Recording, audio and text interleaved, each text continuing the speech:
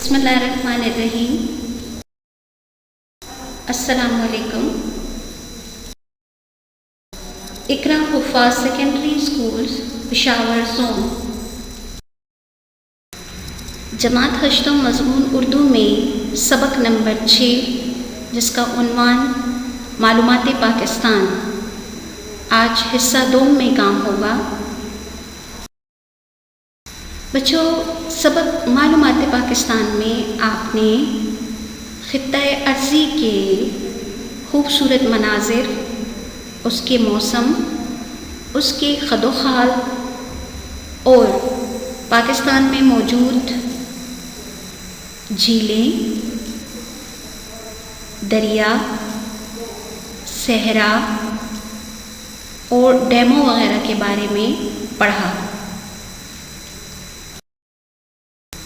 आज की वीडियो में हम सबक मालूमात पाकिस्तान में मश्क यानी तहरीरी काम करेंगे जो कि नोटबुक में किया जाएगा। बच्चों, नोटबुक में काम करने का तरीक़ाकार वही है जो आप पिछली जमातों में कर चुके हैं। सफ़े के दाएं और बाएं जानिब नंबर शुमार यानी मार्जिन लाइन लगानी है। उसके बाद अंग्रेज़ी और इस्लामी तारीख़ लिखनी है। सबक का उन्वान लिखना है। सवालात के जवाबात की हेडिंग लगानी है। तमाम सवालात नीले मार्कर से लिखने हैं जबकि जवाबात इंक यानी स्याही वाले पेन से लिखने हैं। अगर आपके पास कट निब पेन ना हो तो आप सादा पेन भी इस्तेमाल कर सकते हैं। मश्क में सवाल नंबर 1 है, पाकिस्तान के शुमाल में कौन कौन से बड़े पहाड़ी सिलसिले हैं? जवाब, पाकिस्तान के शुमाल में बुलंद व बाला पहाड़ी सिलसिले हैं जो दर्ज झेल हैं। उसके बाद हेडिंग लगानी है शुमाली पहाड़ी सिलसिले। उसके बाद अगली लाइन में लिखना है कोहे हिमालया ब्रैकेट में। इस सिलसिले में शवालक यानी पीर पंजाल और हिमालय कबीर की पहाड़ियाँ हैं। नंबर 2 पर है कोहे कुराकुरम। इस सिलसिले में दुनिया की दूसरी बुलंद तरीन चोटी K2 वाक़या है। नीज़ ग्लेशियर जो सारा साल बर्फ़ से ढके रहते हैं। अगली हेडिंग है शुमाली मगरबी पहाड़ी सिलसिले। कोहे हिंदुकश, इस सिलसिले में कोहे सफ़ेद, कोहे सुलेमान, वज़ीरिस्तान की पहाड़ियाँ शामिल हैं। इसमें बुलंद तरीन चोटी तिरछमीर है। अगला सवाल है सवाल नंबर 2, ख़ित्ता-ए पोठोहार और बलूचिस्तान की सतह मुर्तफ़ा की क्या अहमियत है? जवाब, सतह मुर्तफ़ा पोठोहार की हेडिंग लगानी है। फिर अगली सतर में लिखना है ये बुलंद हमवार मकाम है। दरियाए सवान यहाँ का अहम दरिया है। ये इलाके मादनियात से मालामाल हैं। यहाँ की मादनियात में कोयला, जिप्सम, चूने का पत्थर, मादनी तेल है। दुनिया की सबसे बड़ी नमक की कान भी है। सतह मुर्तफ़ा बलूचिस्तान की हेडिंग लगानी है। ढालवानों पर कुदरती चरागाहें हैं जहाँ लोग भेड़ बकरियाँ पालते हैं। एक अनोखी नमकीन पानी की झील है जिसे हामून मशगिल कहा जाता है। यहाँ की मादनियात में कुदरती गैस, तांबा और कीमती पत्थर हैं। सवाल नंबर 3, पाकिस्तान के किन डैमों पर बिजली तैयार की जाती है? जवाब, तरबेला डैम की हेडिंग। दरिया सिंध पर मिट्टी से बना दुनिया का सबसे बड़ा डैम है। इसके पानी से 3478 मेगावाट बिजली पैदा की जाती है। अगली हेडिंग मंगला डैम। दरिया झेलम पर बनाया गया पाकिस्तान का दूसरा बड़ा डैम है। अगली हेडिंग वर्सक डैम। दरियाए काबल पर तामीर किया गया है जो पेशावर से तकरीबन 30 किलोमीटर के फासले पर है। इससे निहायत सस्ती बिजली पैदा की जाती है। सवाल नंबर 4, तलबा की आँखों में चमक की क्या वजह थी? जवाब, तलबा अपने उस्ताद की मालूमात भरी बातें सुनकर बेहद खुश थे और उनकी आँखों में चमक की वजह ये थी कि वो दिल में अल्लाह ताला का शुक्र अदा कर रहे थे कि उन्हें एक बेहतरीन उस्ताद मिला जिसने पहले दिन ही अपनी बातों से तलबा के दिलों में घर कर लिया था। سوال نمبر 5، پاکستانی جھیلوں کے بارے میں آپ کیا جانتے ہیں؟ جواب، پاکستان کی جھیلیں، ہیڈنگ لکھنی ہے۔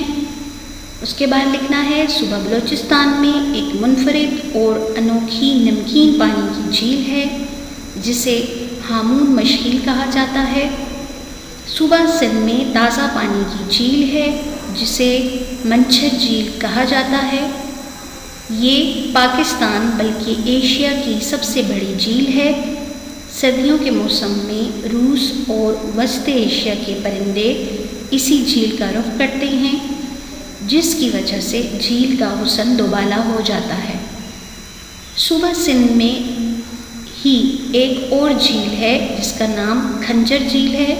کوئٹہ کے قریب ہینا جھیل ہے جو اپنی خوبصورتی کے لحاظ سے نہایت دلکش ہے۔ سوال نمبر 6 ہے آپ کے پاس بچوں کہ آپ کو پاکستان کا کون سا منظر اچھا لگا، پسندیدگی کی وجہ بھی لکھیے۔ چونکہ سبق آپ کو پڑھایا جا چکا ہے اس لیے درس کے مطالعے سے آپ اس سوال کا جواب اخذ تلاش کریں۔ صفحہ نمبر 36 پر آپ کے پاس سوال نمبر 2 ہے جس میں آپ سے پوچھا جا رہا ہے کہ درست جواب پر ٹھیک کا نشان لگائیں، یعنی درست جواب کا انتخاب کریں۔ آپ کو ہر سوال میں 4 آپشنز دی گئی ہیں، آپ نے کسی ایک پر ٹھیک کا نشان لگانا ہے۔ نمبر 1 پر ہے محمد ابو ذر، یعنی استاد محمد ابو ذر کا اسکول میں دن تھا۔ کون سا دن تھا؟ جی ہاں، الف آپشن پہلا دن تھا۔ نمبر 2 پر ہے چولستان کا صحرا کس صوبے میں واقع ہے؟ آپ کے پاس 4 آپشن ہیں، جیم والی آپشن درست ہے، بلوچستان۔ نمبر 3 پر ہے کون سی جھیل صوبہ خیبر پختونخوا میں واقع ہے؟ آپ کے پاس 4 آپشن دی گئی ہیں، اس میں جو درست ہے وہ ہے نمبر 1 سیف الملوک۔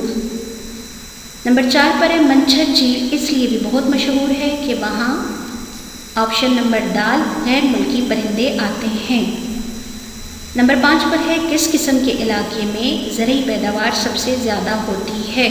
آپ کے پاس جو درست آپشن ہے وہ جیم ہے، میدانی۔ اگلا آپ کے پاس سوال ہے صفحہ نمبر 37 پر، سوال نمبر 3، درج ذیل سوالات کے جوابات لکھیے۔ آپ نے سبق میں پڑھا تھا، درس کا مطالعہ آپ اچھے طریقے سے کرتے ہوئے ان سوالات کے جوابات خود لکھیں گے۔ صفحہ نمبر 38 پر سوال نمبر 4 ہے، الفاظ و تراکیب کو جملوں میں استعمال کریں۔ بچوں گزشتہ ویڈیو میں ان الفاظ و تراکیب کے معنی بتا دیے گئے ہیں۔ ابھی آپ کو مثال کے طور پر لفظ خطۂ ارضی کا جملہ اللہ تعالیٰ میرے خطۂ ارضی کو سلامت رکھے، مثال کے مطابق آپ باقی کے الفاظ و تراکیب کو بھی جملوں میں استعمال کریں۔ صفحہ نمبر 38 پر سوال نمبر 5 ہے، درج ذیل الفاظ کی مدد سے خالی جگہ پر کریں۔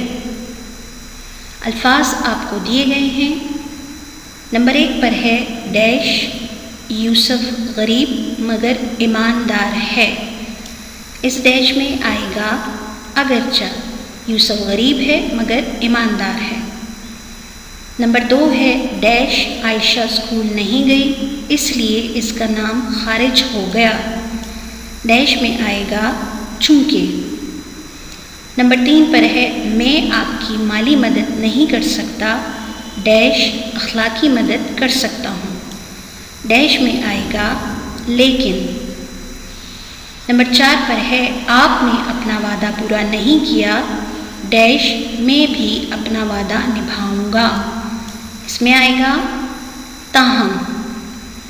نمبر 5 پر ہے حکومت قیمتیں بڑھا رہی ہے، ڈیش تنخواہیں بھی بڑھائے گی، ڈیش میں آئے گا لہٰذا۔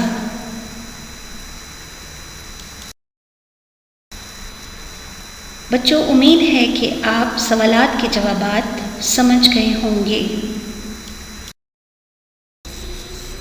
بچوں اس سبق میں آپ نے پاکستان کے مختلف مناظر، دریاؤں، صحراؤں، ڈیموں، جھیلوں وغیرہ کے بارے میں پڑھا اور اس درس کے الفاظ معنی کو سمجھتے ہوئے معروضی و موضوعی سوالات کو مکمل کیا، مشقی سوالات کا کام کیا اور الفاظ کو جملوں میں استعمال کرنا سیکھا۔ گھر کا کام ہے آپ کے پاس کہ تمام کام نوٹ بک میں آپ نے لکھنا ہے۔ صفحہ نمبر 38 سوال نمبر 5 جملے مکمل کرنے ہیں اور ساتھ ہی سرگرمی کا کام مکمل کرنا ہے۔ بچوں صفحہ نمبر 39 پر آپ کو یہ سرگرمی دی گئی ہے جس میں آپ نے اپنے دوست کو خط لکھنا ہے اور کسی ایسی جگہ کی منظر کشی کرنی ہے جو آپ نے دیکھ رکھی ہو۔ آپ نے 10 ایسے جملے تحریر کرنے ہیں جن میں وطن پسندی کا عنصر غالب ہو، مطلب آپ کے پاس 2 سرگرمیاں ہیں، آپ اس میں سے کوئی ایک سرگرمی مکمل کریں گے۔ سرگرمی مکمل کرتے ہوئے اس بات کا خیال رکھیں کہ آپ اس کو خوش خط اور واضح لکھیں۔ بچوں آپ کو بتاتے چلیں کہ گزشتہ اسباق میں کروایا گیا تمام تحریری کام اپنی اپنی نوٹ بک میں مکمل کریں اور جانچ یعنی چیکنگ کے لیے اسکول میں جمع کرائیں تاکہ آپ کا کام چیک ہو سکے۔ شکریہ۔